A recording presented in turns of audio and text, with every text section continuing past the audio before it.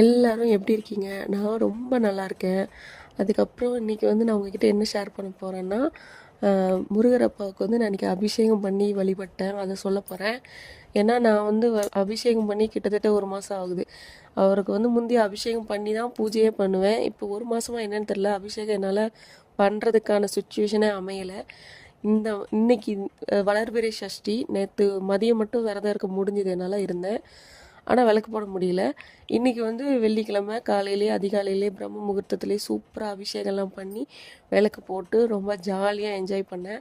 அதுக்கப்புறம் வந்து நான் இன்னைக்கு நல்லெண்ணெய் காப்பு, பன்னீர் அபிஷேகம், பால் அபிஷேகம், சந்தன குங்குமம், மஞ்சள் அபிஷேகம், அதுக்கப்புறம் திருநீர் அபிஷேகம், இப்படி எல்லா வகையான அபிஷேகமும் பண்ணி அப்பாவை சூப்பராக அலங்காரம் பண்ணி ரொம்ப அழகாக வந்து நான் கும்பிட்டுட்டேங்க.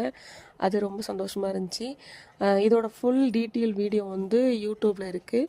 உங்களுக்கு ரொம்ப பிடிச்சிருக்கு, ஒரு வேளை பார்க்கணுன்னு தோணுச்சுன்னா நீங்கள் போயிட்டு யூடியூப்லவே பாருங்கள். ஃபுல் டீட்டெயிலாக நான் என்னென்ன அபிஷேகம்லாம் பண்ணேன்ற வீடியோ அதில் இருக்குது. போய் பாருங்கள்.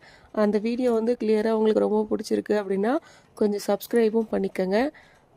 வேறு ஒன்றும் இல்லை. வெற்றிவேல் முருகரப்பா கரோகரா.